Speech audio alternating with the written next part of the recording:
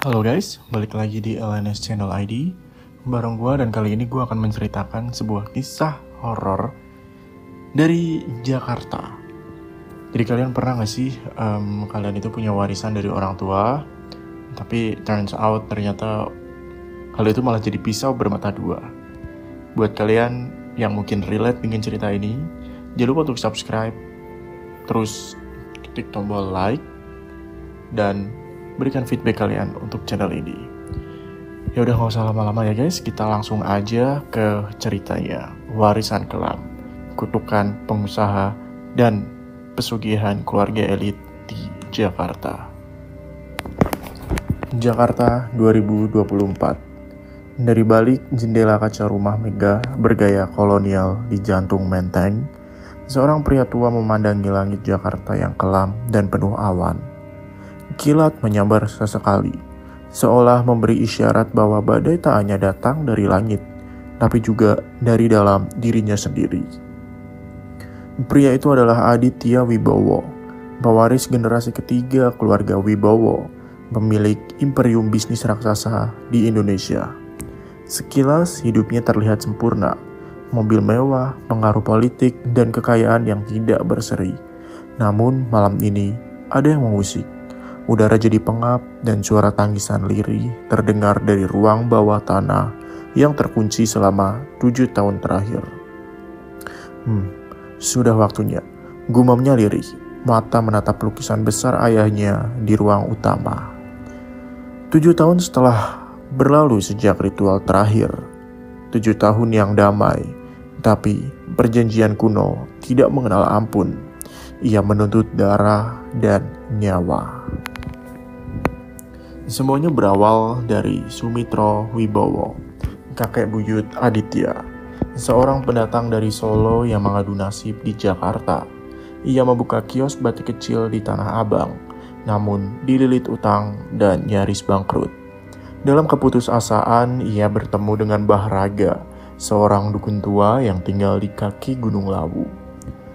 Mbah Raga menawarkan jalan kekayaan, tetapi dengan harga, yaitu tumbal manusia setiap 7 tahun. Harus seseorang yang dekat, yang dipercaya agar arwahnya kuat dan penuh rasa. Di situ Sumitro setuju. Singkat cerita, seminggu setelah ritual dilakukan, rekan dagangnya yang juga sahabatnya mati tergantung di rumah kontrakan.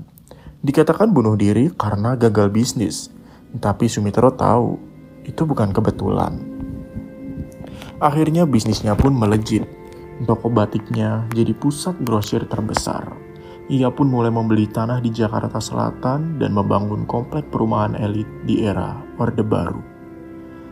Namun perjanjian itu harus diteruskan atau kutukan akan menelan semua keturunannya.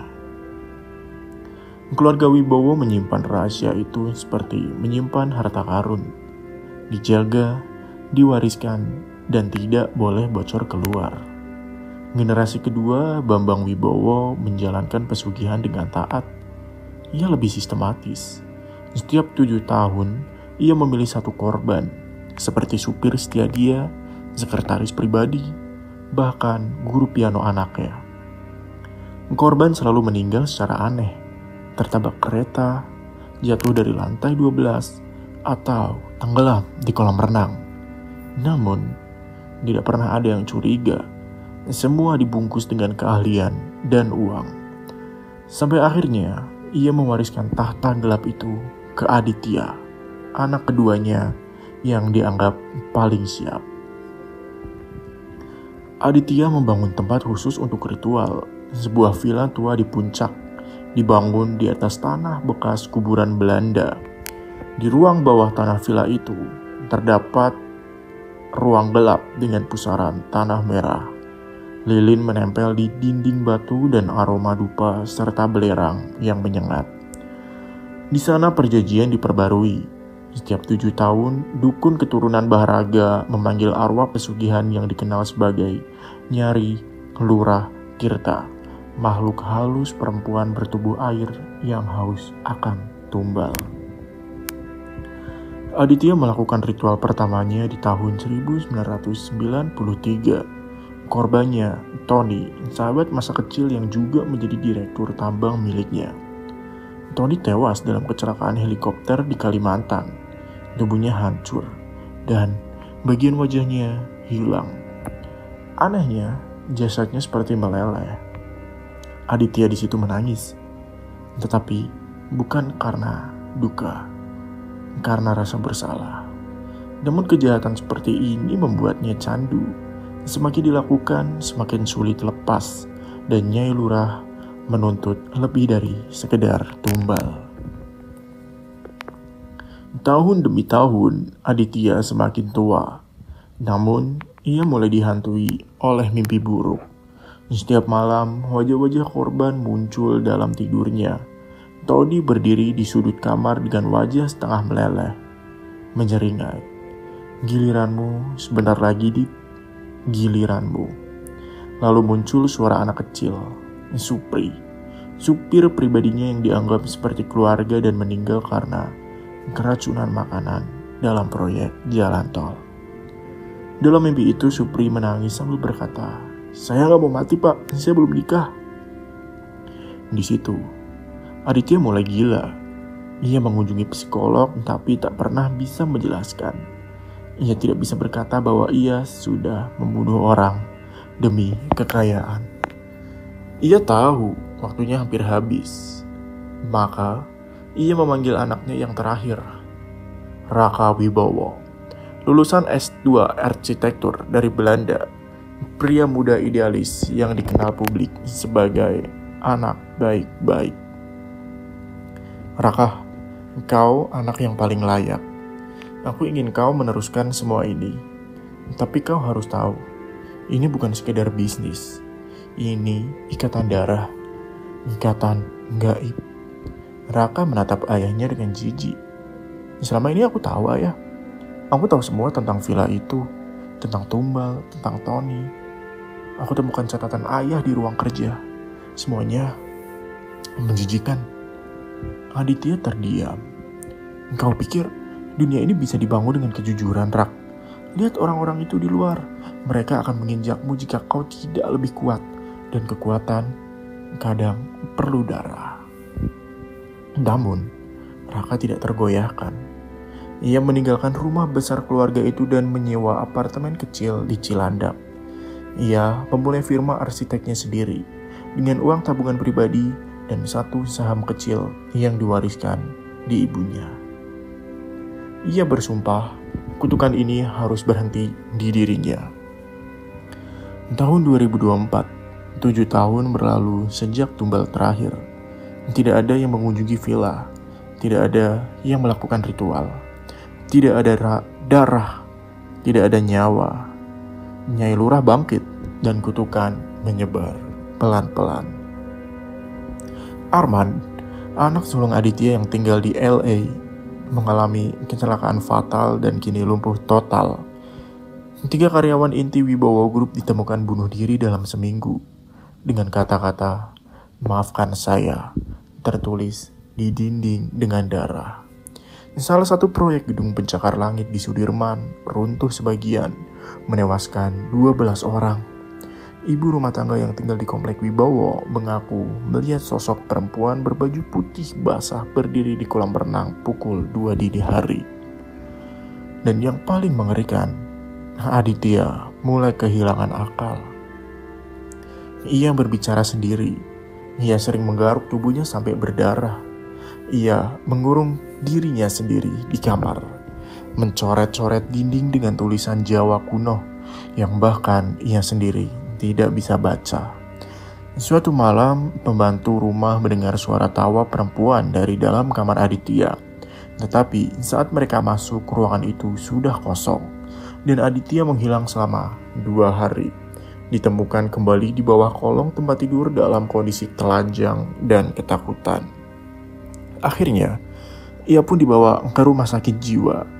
Namun seminggu kemudian, jasadnya ditemukan membusuk di kamar mandi dalam posisi meringkuk dengan seluruh tubuh dicakar dari dalam. Pemakaman Aditya dilakukan diam-diam. Tidak ada upacara mewah, tidak ada media, hanya keluarga inti. Raka mewarisi segalanya, Tapi ia tahu ini bukan berkat, ini adalah hukuman. Malam setelah pemakaman, Raka bermimpi. Ia kembali ke villa di puncak, tetapi villa itu bukan bangunan, melainkan seperti penjara. Dindingnya berdarah, pintunya menangis, dan arwah-arwah korban berbisik dari balik tembok. Engkau pikir kau bebas? Engkau pikir kau bisa memutus perjanjian ini? Kekayaan ini adalah bagian dari darahmu. Ia terbangun dengan goresan panjang di dadanya, dan saat ke kamar mandi, cermin apartemennya berembun dari dalam. Meski AC-nya mati, di kaca itu tertulis, "Giliranmu." Raka tidak tinggal diam.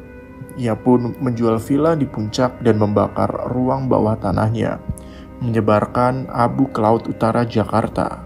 Ia menyumbangkan sebagian besar warisannya ke yayasan sosial, membangun rumah sakit gratis dan sekolah untuk korban konflik tanah. Lalu, ia menulis buku dengan judul Warisan Kelam, Kisah Nyata Pesugihan Keluarga Wibowo. Namun setiap kali naskahnya hendak dicetak, filenya rusak. Entah itu flash disknya meleleh, printernya terbakar, bahkan satu editor yang membaca naskahnya menghilang. Raka tetap menulis setiap malam, walau mimpi buruk tak pernah berhenti.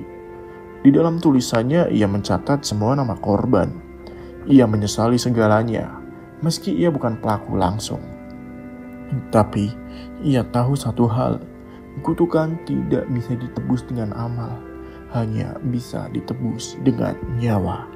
Dan ia menunggu kapan giliran itu datang. 1 tahun setelah kematian Aditya, komplek rumah keluarga Wibowo di Menteng terbakar saat tengah malam. Api berkorbar tanpa sebab jelas. Pemadam kebakaran tidak menemukan pemicu, tapi saksi mata satpam perumahan bersumpah melihat sosok perempuan berbaju putih dengan rambut basah keluar dari rumah tepat sebelum api menyala. Wanita itu tersenyum. Lalu bagaimana nasib Raka? Menurut kalian, bagaimana nasib Raka? Coba tulis teori kalian di komentar ya. Dan jangan lupa untuk like serta subscribe channel ini.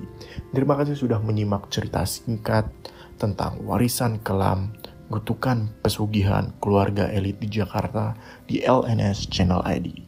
Sampai bertemu di cerita selanjutnya. Sampai jumpa.